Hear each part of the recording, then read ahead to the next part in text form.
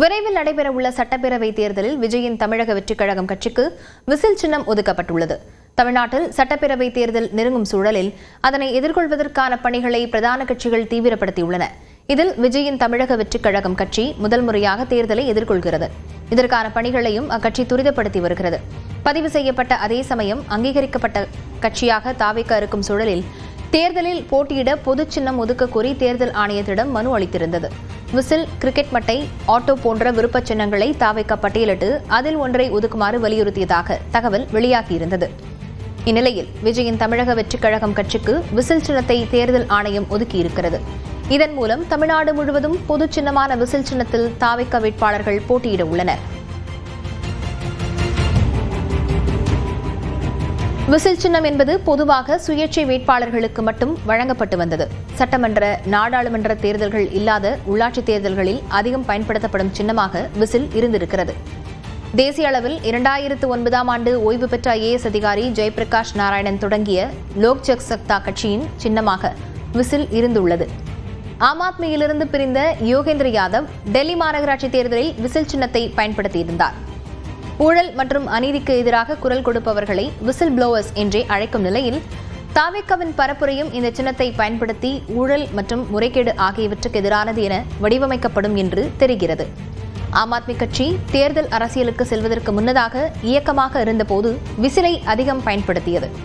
2006ஆம் ஆண்டு சட்டமன்ற பொதுத் தேர்தலில் விஜயகாந்த் கேட்ட முரசு சின்னத்தையே தேர்தல் ஆணையம் வழங்கியிருந்த நிலையில் தற்போது விஜய்க்கும் கேட்கப்பட்ட சின்னமே ஒதுக்கப்பட்டிருக்கிறது. வழக்கம் போல் வி என்பதை முதல் எழுத்தாக கொண்டு நகரும் தாவேகாவின் அனைத்து நடவடிக்கைகளின் தொடர்ச்சியாக விசிலும் பார்க்கப்படுகிறது.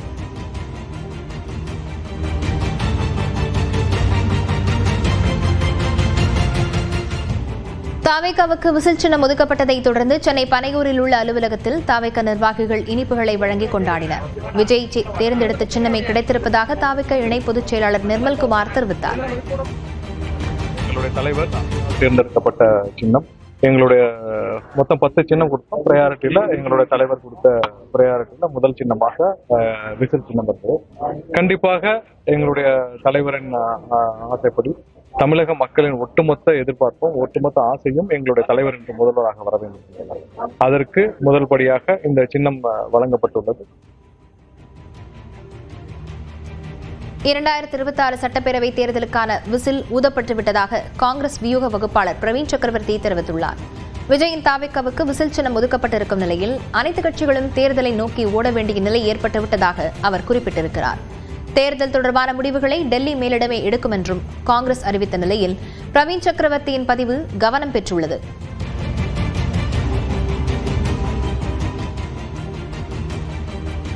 சின்னத்தை தேர்தல் ஆணையம் ஒதுக்கியுள்ளது. கடந்த சட்டப்பேரவை தேர்தலில் மக்கள் நீதி மய்யம் கட்சி டார்ச் லைட் சின்னத்தில் போட்டியிட்டது. தற்போது திமுக கூட்டணியில் அந்த கட்சி அங்கம் வகிக்கிறது. சென்னையை அடுத்த மதுராந்தகத்தில் நாளை பிரதமர் நரேந்திர மோடி பங்கேற்கும் பரப்புரை பொதுக்கூட்டம் நடைபெறுவதை முன்னிட்டு விரிவான ஏற்பாடுகள் செய்யப்பட்டு வருகின்றன. மாலை 3 மணிக்கு நடைபெறும் பொதுக்கூட்டத்தில் பிரதமர் மோடியுடன் தேசிய ஜனநாயக கூட்டணி கட்சி தலைவர்கள் பங்கேற்கின்றனர். அதற்கான பாதுகாப்பு ஏற்பாடுகள் வடக்கு மண்டல IG அஸ்ரா கார்க் தலைமையில் மேற்கொள்ளப்பட்டு வருகின்றன. 7 அடுக்கு பாதுகாப்புடன் 3500க்கும் மேற்பட்ட காவலர்கள் பணியில் ஈடுபடுத்தப்பட உள்ளனர். 10 இடங்களில் வாகனங்களை நிறுத்த ஏற்பாடு செய்யப்பட்டுள்ளது. மாநாட்டிற்காக 1,20,000க்கும் மேற்பட்ட நாற்காலிகள் போடப்பட உள்ளன. 200க்கும் மேற்பட்ட கழிவறைகளுக்கும் குடிநீர் வசதிக்கும் ஏற்பாடு செய்யப்பட்டிருக்கிறது.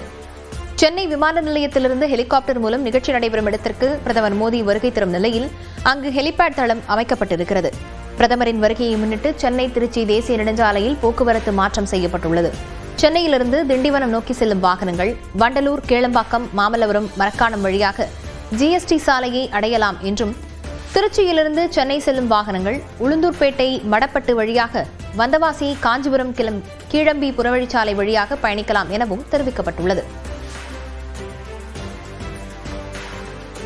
பிரதமர் மோடியின் வருகையொட்டி மதுராந்தகத்தில் 3500க்கும் மேற்பட்ட காவலர்கள் பாதுகாப்பு பணியில் ஈடுபடுத்தப்பட உள்ளனர். மதுராந்தகத்தில் நாளை பிரதமர் மோடி பங்கேற்கும் பொதுக்கூட்டம் நடைபெறவிருக்கும் நிலையில் காவல்துறை வடக்கு மண்டல IG அஸ்ரா கார்க் தலைமையில் பாதுகாப்பு ஏற்பாடுகள் பலப்படுத்தப்பட்டுள்ளன. தமிழ்நாடு முழுவதும் பல்வேறு மாவட்டங்களிலிருந்து வந்துள்ள சுமார் 3500க்கும் மேற்பட்ட காவலர்கள் தீவிர பாதுகாப்பு பணியில் ஈடுபட உள்ளனர்.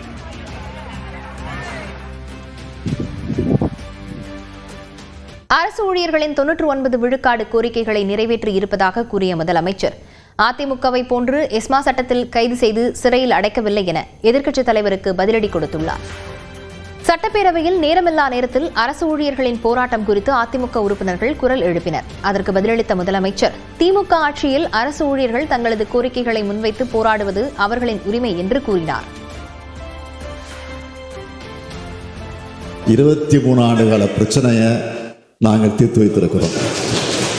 தீர்த்து வைத்தவுடன் அந்த அரசு ஊழியர் சங்கத்தை சார்ந்து இருக்கக்கூடிய பொறுப்பாளர்கள் எல்லாம் கோட்டையில் இருக்கக்கூடிய முதலமைச்சர் அறைக்கு இதுவரை வரலாற்று இல்லாத அளவிற்கு கோட்டை முதலமைச்சர் அறைக்குள்ளே எனக்கு இனிப்பு ஊட்டியது, நான் அவர்களுக்கு இனிப்பு ஊட்டிய காட்சியெல்லாம் நீங்கள் தொலைக்காட்சியில் பார்த்துருப்பீங்க, பத்திரிகையிலையும் பார்த்துருப்பீங்க.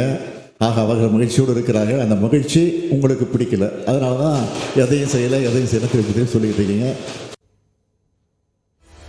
இதனைத் தொடர்ந்து பேசிய எடப்பாடி பழனிசாமி திமுகவிற்கு சாதகமான சங்கம்தான் அவருக்கு இனிப்பு ஊட்டியதாகவும் பலர் எதிர்ப்பு தெரிவித்து வருவது தேர்தல் முடிவில் தெரியவரும் என்றும் தெரிவித்தார். மேலும் திமுகவை போன்று தேர்தல் வாக்குறுதியை கொடுத்துவிட்டு தாங்கள் ஏமாற்றவில்லை என்றும் அவர் குற்றம் சாட்டினார்.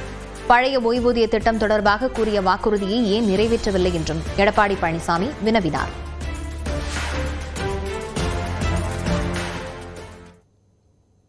அரசியல் பொதுக்கூட்டங்கள் மற்றும் பேரணிகளின் போது ஏற்படும் கூட்ட நெரிசலை தவிர்க்கவும் உயிரிழப்புகளை தடுக்கவும் தேசிய அளவிலான வழிகாட்டு நெறிமுறைகளை வகுக்க கோரிய பொதுநல மனுவை உச்சநீதிமன்றம் தள்ளுபடி செய்துள்ளது. மத்திய அரசு மற்றும் தேர்தல் ஆணையத்திடம் மனு அளிக்க மனுதாரருக்கு நீதிமன்றம் அறிவுறுத்தியுள்ளது. அரசியல் பொதுக்கூட்டங்களுக்கு தேசிய அளவில் வழிகாட்டு நெறிமுறைகளை வகுக்க உத்தரவிடக் கோரி சமூக ஆர்வலர் தும்பல வெங்கடேஷ் உச்சநீதிமன்றத்தில் வழக்கு தொடர்ந்தார். அந்த மனுவில் அரசியல் கட்சிகள் நடத்தும் பொதுக்கூட்டங்கள், ரோட் ஷோக்கள் மற்றும் ஊர்வலங்களின் போது கூட்ட நெரிசலை கட்டுப்படுத்த நாடு முழுவதும் பின்பற்றுவதற்காக ஒரே மாதிரியான நிலையான செயல்பாட்டு நடைமுறைகளை வகுக்க உத்தரவிட வேண்டும் என்று கோரிக்கை விடுத்திருந்தார். கடந்த 20 ஆண்டுகளில் மட்டும் இந்தியாவில் கூட்ட நெரிசல்களில் சிக்கி 4000க்கும் மேற்பட்டோர் உயிரிழந்ததை சுட்டிக்காட்டி இதற்கு முற்றுப்புள்ளி வைக்க வேண்டும் என்று கூறியிருந்தார். தற்போதுள்ள கூட்ட மேலாண்மை விதிகள் போதுமானதாக இல்லை என்பதால் அரசியல் நிகழ்வுகளுக்கென்று பிரத்யேகமாக விதிகளையோ அல்லது தனி சட்டத்தையோ வகுக்க வேண்டும் என்றும் வெங்கடேஷ் தனது மனுவில் குறிப்பிட்டிருந்தார். தேர்தலின் போது மட்டுமின்றி சாதாரண காலங்களிலும் அரசியல் கட்சிகள் நடத்தும் பேரணிகளுக்கு இந்திய தேர்தல் ஆணையம் மற்றும் மத்திய உள்துறை அமைச்சகம் இணைந்து பாதுகாப்பு கட்டுப்பாடுகளை விதிக்க வேண்டும் என்றும் கோரிக்கை விடுத்திருந்தார். தாவேக தலைவர் விஜய் பங்கேற்ற கரூர் துயரத்தை தனது மனுவில் சுட்டிக்காட்டியிருந்த வெங்கடேஷ் இதுபோன்று பல சம்பவங்கள் நடந்துள்ளதாகவும், எனவே இதுபோன்ற கூட்டத்துக்கு பொது வழிகாட்டு நெறிமுறைகளை வகுக்க வேண்டும் என்றும் தெரிவித்திருந்தார். மேலும் தமிழ்நாடு தவிர பிற மாநிலங்களில் வழிகாட்டு நெறிமுறைகள் இல்லை, தமிழ்நாட்டிலும் கரூர் விவகாரத்துக்கு பின்னரே நெறிமுறைகள் வகுக்கப்பட்டன என்றும் தனது மனுவில் கூறியிருந்தார். கூட்டம் நடைபெறும் இடத்தின் அளவை முன்கூட்டியே ஆய்வு செய்ய வேண்டும், அவசர கால வெளியேறும் வழிகள் மற்றும் மருத்துவ வசதிகள் கட்டாயம் இருக்க வேண்டும், தன்னார்வலர்கள் மற்றும் காவல்துறைக்கு கூட்ட மேலாண்மை குறித்து தனிப்பயிற்சி அளிக்கப்பட வேண்டும் என்பன உட்பட சில நடைமுறை ஆலோசனைகளையும் வெங்கடேஷ் தனது மனுவில் குறிப்பிட்டிருந்தார். இந்த வழக்கை விசாரித்த தலைமை நீதிபதி சூரியகாந்த் அமர்வு வெங்கடேஷ் முன்வைத்த ஆலோசனைகள் மிகவும் பயனுள்ளவை என்று பாராட்டினார். ஆனால் நீதிமன்றமே நேரடியாக விதிகளை உருவாக்க முடியாது என்பதால் வெங்கடேஷின் இந்த ஆலோசனைகளை ஒரு மனுவாக பெற்று அதன் மீது மத்திய அரசும் தேர்தல் ஆணையமும் தகுந்த நடவடிக்கை எடுக்க வேண்டும் என்று உத்தரவிட்டனர். விசாரணையின் போது கரூர் கூட்ட நெரிசல் சம்பவத்தை சுட்டிக்காட்டிய நீதிபதிகள் ஒரு மைதானத்தில் 10,000 பேர் அமரக்கூடிய இடவசதி இருக்கும் போது 50,000 பேர் திரண்டால் அதை எப்படி கட்டுப்படுத்துவது என்று கேள்வி எழுப்பினர்.